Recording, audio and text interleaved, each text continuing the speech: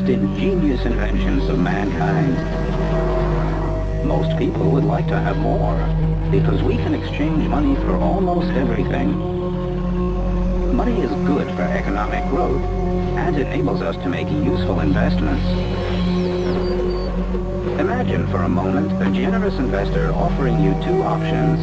Either you'd receive 10,000 euros every week for a whole year, or you'd get 1 cent in the first week, which doubles every week over the course of an entire year, that is, for 52 weeks. Which would you choose? The first calculation is easy. At the end of the year, you would have 520,000 euros. But what is the end result of the second option? In the second week, you'd have 2 cents. In the third, 4 cents. And in the fourth week, 8 cents. In the 8th week, you'd have €1.28, while the first option already adds up to 80,000 euros. But after the 21st week, you'd have 10,000 euros, just as with the first offer. And after 26 weeks, you would surpass the sum of the first offer. Only a week later, it would already be twice as much. So, how much would that 1 cent have grown after 52 weeks? In week 52, you'd be the richest person in the world, with 22 trillion euros to your name. That is 10 times more than Germany's gross domestic product of about 2.5 trillion euros. Exponential growth is very difficult for us to imagine. We have experience with natural growth. At first it develops quickly, then slows down and eventually stops. We also understand linear growth. In that case, the economy grows by equal, absolute amounts. Money is covered by economic performance, measured as gross domestic product. But financial assets grow faster than the real economy. One reason for this is interest payments and the reinvestment of these gains, the so-called compound interest effect. At an interest rate of 3.5%, all financial assets double every 20 years, at 7% every 10 years. For example, growth in Germany began in 1948 with the introduction of the D-Mark. Financial assets have since grown exponentially. The money is no longer underpinned through real productive capacity. After 60 years in 2008, a crash occurs. The flaw is hidden right in the system. The next crisis is inevitable.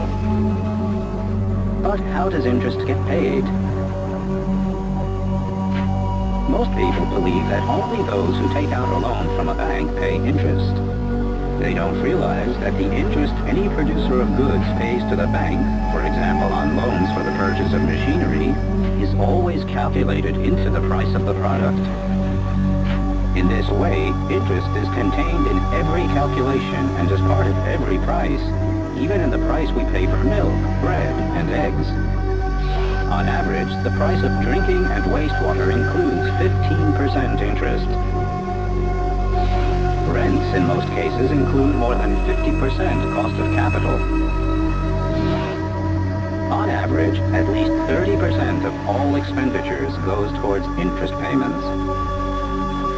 But who profits from interest? Anybody who saves or invests money receives interest, or to be more specific, a premium for foregoing their liquidity.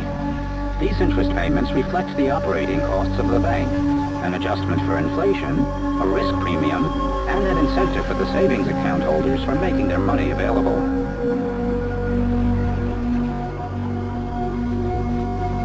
Every investor is happy about earning interest. If the interest earned is higher than his expenses for interest, he has made money. But what about expenses through the hidden interest costs? Let's look at the German population grouped into 10 equal parts. 80% paying more interest than what they earn through investments, savings, or insurances. For another 10%, interest payments and earnings even out. no more than 10% actually make a profit.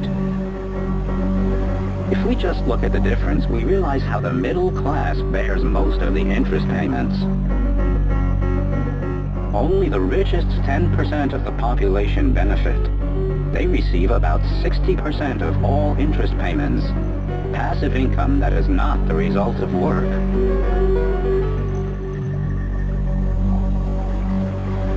The monetary system leads to systematic redistribution from the majority of the population to the wealthy minority. The major share of the interest burden is carried by the middle class.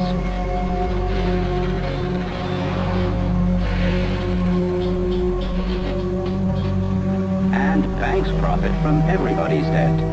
Their goal is to use money to make more money.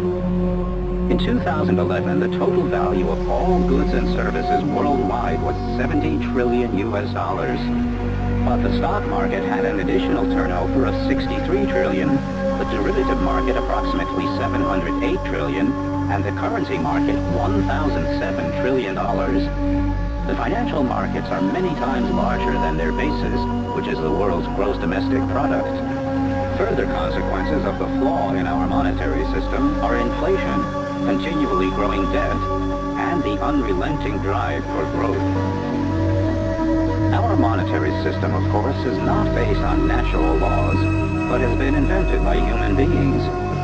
Therefore, we can also redesign our monetary system without compound interest and the need for continual growth, and without the redistribution of money in favor of the wealthy.